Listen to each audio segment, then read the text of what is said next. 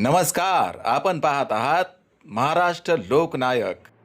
गंगाखेड नगर परिषदेमध्ये सत्ताधारी आणि विरोधकामध्ये सध्या तरी तू मैमत चालूच आहे।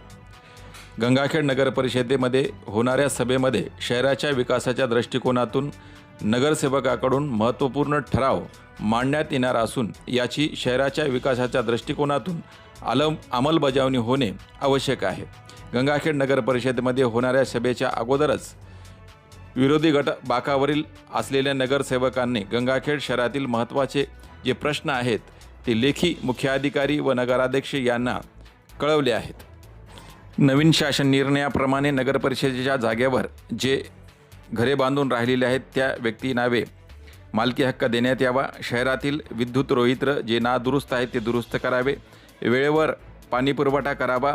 पावसाळ्या अगोदर गटारे नाली स्वच्छ करून घ्यावे अशी महत्त्वपूर्ण ठराव यावेळी या सभेत होणार असल्याची माहिती नगरसेवकांनी दिली आहे। सर्वाला पहिल्यांदा नमस्कार, जय भीम, राम राम, सलाम वालेकुम। ह्या विषयावर मी आधीच बोलतो की याच्यापूर्वी 2017ला 16ला म्हणजे आमचे इलेक्शन झालं आणि 17मध्ये मी निवडून आल्या प्रथमतः मी अण्णाभाऊ साठे नगर ह्या ठिकाणी नगर परिषद जागा होते, तिथे पीटीआर वगैरे नव्हते, मागीन त्याला घरकुल होते, शासनाने योजना होती, मग पीटीआर नव्हते, तर मी अण्णाभाऊ साठे नगरला प्रथमतः पीटीआर दिली आणि त्या जागेवर त्याला घरं दिली अण्णाभाऊ साठे 2017मध्ये भोगोडदार म्हणून। पुन्हा माझ्या वार्डामध्ये रमजान नगर आहे, बरकत नगर आहे, सर्जेराव नगर आहे प्रभाग क्रमांक 2 मध्ये। पुन्हा अण्णाभाऊ साठे नगरमध्ये दिल्याच्या नंतर शहरामध्ये आम्ही सर्वच नगरसेवकांना 2017 निवडून आलेले की ज्याच्या वार्डामध्ये जसं कलिमभाई होते, कलिमभाईच्या वार्डामध्ये राजीव गांधी नगर, आंबेडकर वसाहत, गॅरेज लाईन जी नगर परिषदेच्या काही शासनाच्या काही जागा असतील, त्याच्यानंतर आझाद नगर, गौतम नगर, फुले नगर, त्याच्यानंतर गौतम नगर, ममता कॉलनी, अशा बऱ्याच ठिकाणी पीटीआर देण्यात आली आणि त्याला घरकुलाची योजना देखील दिली। आज घरकुल दिले येणाऱ्या काळामध्ये म्हणजे आम्ही आता हे सभा 2016 पासून 17 पासून तर आता 25-26 पर्यंत आम्ही निवडून आलो। लोकांना अपेक्षाने आम्हाला घरकुल म्हणजे आम्ही नगर परिषद जागा दिल्या, नगर परिषदला आमच्या कालखंडामध्ये त्याला पीटीआर दिले आणि घरकुलाचे काम देखील केली। आता आम्ही डबल आम्हाला पुन्हा एकदा नगर परिषदनं आम्हाला सर्वांना आणखी निवडून दिलं।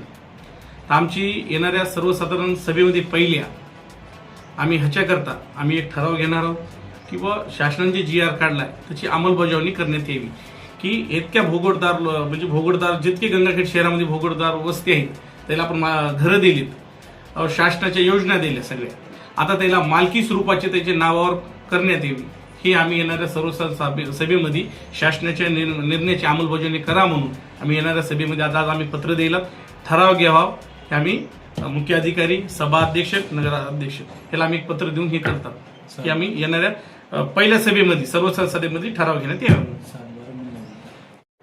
गंगाखेड़ शहर के अंदर प्रभाग क्रमांक 13 में सबसे ज़्यादा मेजर प्रॉब्लम जो सबसे ज़्यादा गरीब बस्ती है और सबसे ज़्यादा झोपड़पट्टी एरिया है, उस एरिया के अंदर सबसे मेन प्रॉब्लम है डीपी लाइट। इतनी बार बार 1 सेकंड भी लाइट टिक रही नहीं। तो सबसे बड़ा मुद्दा ये है आने वाले जीबी के अंदर हमारे 17 नगर सेवक से मांगनी करे, हमने ठराव पास करना चाह रहे इसको, क्योंकि सबसे बड़ा मेजर प्रॉब्लम है लाइट का, और लाइट घर में नहीं रहेंगी तो सब काम ठप हो जाएगा। तो हम सबसे पहले एक ठराव पास करेंगे, जो डीपी है, लाइट के खंभे है, जो उद्योगीकरण है, उसके अंदर हम सबसे पहले गंगाखेड़ शहर के अंदर जो भी डीपी के प्रॉब्लम है हर वार्ड के अंदर, उसका पहला प्रश्न ये है जीबी के अंदर हम डीपी का और खंबे का मंजूरी लेंगे। पावसाळ्याचे दिवस यायलेत आणि जागोजागी जागा तुंबलेल्या आहेत या आणि त्या तुंबलेल्या नाल्याचं पाणी काय होतं घराघरामध्ये शिरलं जातं आणि त्याला दूषित परिणाम भविष्यामध्ये होऊ शकतात। त्या अनुषंगाने आपण काय करणार आहात? आता सभापती या नात्यानं, स्वच्छता सभापती या नात्यानं सर्वप्रथम मी माझी समितीची एक सभा या ठिकाणी लावणार आहे येत्या 2 ते 4 दिवसात। त्या अनुषंगाने मी सर्व स्वच्छता विभागाच्या कर्मचाऱ्यांना त्याबाबत अशा सूचना देणार आहे व त्यामध्ये ठराव मंजूर करून घेणार आहे की पावसापूर्वीचं नियोजन जे आहे, नाले सफाई असेल, कुठं नाल्या तुंबलेल्या असतील, त्या मेच्या अगोदर पूर्णतः स्वच्छ करून घेण्यात यावे, जेणेकरून पावसाळ्याचा पाऊस जरी आला तर शहरात कुठं पाणी घुसणार नाही। त्याच्या बाबतीत आपण दक्षता घेणार आहोत आणि तशा प्रकारचा ठराव आपण या ठिकाणी घेणार आहोत. हा झाला विषय स्वच्छतेच्या बाबतीत पावसाळ्यापूर्वीचा. आणि स्वच्छतेच्या बाबतीत सांगायचं झालं तर अनेक असे प्रश्न आहेत प्रलंबित की जेणेकरून त्याचा निवाडा करणं गरजेचं आहे. आता तुम्हाला माहितीच तो सांगतो की या ठिकाणी टेंडर न सुटल्यामुळे स्वच्छता विभागाकडून टेंडर नसल्यामुळं कंत्राटदार कामगाराकडून आपण आज काम करून घेत आहोत. म्हणजे कंत्राटदार कामगार जे रोजंदारीने लावलेले असतात ते फार पूर्वीपासून नगरपालिकेमध्ये काम करत असतात, पण त्यांच्या सुरक्षिततेबद्दल किंवा त्यांच्या पगारीबद्दल आजपर्यंत कुणी या नगरपालिकेत बोललं नाही किंवा त्यांना काही माहिती दिली नाही त्याबाबत. विषय असा आहे की हा गंभीर विषय. कर्मचारी रोजंदारी कर्मचारी कामावर येत नाहीत असं सर्वांचं म्हणणं आहे. विभाग प्रमुखाला मी विचारलं किंवा रोजंदार म्हणजे काम का व्यवस्थित होत नाही, तर त्यांचं म्हणणं आहे की रोजंदार कर्मचारी कामावर येत नाहीत. मग कामावर येत नाहीत तर मी मग त्यांचा रेकॉर्ड तपासलं तर त्यांच्या पगारी किती आहेत, त्यांना पगार पुरेसा भेटतो का, त्यांना सेफ्टी विजिट दिलं जातं आहे का, त्या अनुषंगाने त्यांचा म्हणजे सर्व बाबतीत त्यांची विचार केला जातो का, ह्या गोष्टीचा मी अभ्यास केल्यानंतर माझ्या लक्षात असं आलं की सेंट्रलचा जो कायदा आहे मिनिमम वेजेस ॲक्ट त्यानुसार त्यांना मानधन दिलं गेलं पाहिजे, पगार दिला गेला पाहिजे. परंतु तसलं कोणत्याही प्रकारचं मानधन ह्या कर्मचाऱ्यांना कामाट्यांना जे रोजंदारीचे कर्मचारी त्यांना दिलं जात नाही, त्यामुळे ते वेळेवर येत नाहीत. त्यांना तुटपुंजी पगार दिली जाते. आणि विशेष म्हणजे आम्ही रेकॉर्ड कॉल केला असता सभापती या नात्यानं, त्यांनी रेकॉर्डसुद्धा अजून माझ्याकडे उपलब्ध केला नाही. येणाऱ्या काळात जीबीमध्ये असो किंवा माझ्या विशेष सभेमध्ये असो मी हा प्रस्ताव मांडणार की सर्वप्रथम ह्या लोकांना जे कामगार आहेत त्यांना मिनिमम वेजेस ॲक्टनुसार मानधन देण्यात यावं, हा एक विषय झाला.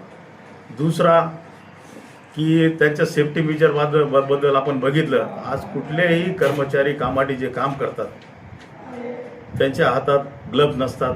आपण बघतो त्यांच्या पायात बूट नसते किंवा त्यांना ड्रेस कोड नाही, त्यांना ID नाही. अशा प्रकारचं म्हणजे निष्काळजीपणा ह्या प्रशासनाकडून चालू आहे. त्या गोष्टी सुधारल्या पाहिजेत. त्या बाबतीत सुद्धा मी विशेष सभेमध्ये हा विषय मांडणार आहे. दुसरी गोष्ट, त्यांच्या जीविताची काही हानी झाली त्याच्याबद्दल इन्शुरन्सची हमी नाही नगरपालिकेत. एखाद्या कर्मचाऱ्याचा घात झाला, अपघात झाला, विशेष करून मी रोजंदारी कंत्राटदाराच्या बद्दल बोलतो. शासकीय कर्मचारी त्यांचा तर इन्शुरन्स असतोच, मग या रोजंदारी कर्मचाऱ्याबद्दल आपण एवढी निष्काळजीपणा का करतायत?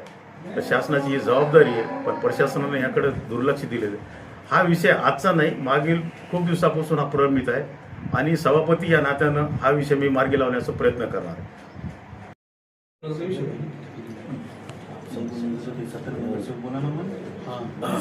मी इंतजार सिद्दीकी, मी माझी मायको नगरसेवक आहे आणि ती शिक्षण व क्रीडा विभागाची सभापती सुद्धा आहे.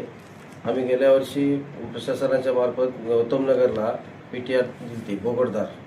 तर ती आता या गव्हर्नमेंटच्या हिशोबानं त्यांनी असं जाहीर काढलेलं आहे की बाबा त्यांना घर मालकीची जागा त्यांना देण्यात येणार आहे. त्याच्यासाठी आता येणाऱ्या जीवीच्या मीटिंगमध्ये मी प्रतिनिधी या नात्यानं मी माझ्या म्हणजे आम्ही ते मांडण्याचा प्रयत्न करणार आहोत की आमच्या गौतमनगरच्या वासियांना कायमस्वरूपी घरं किंवा कायमस्वरूपी जागा मिळणे.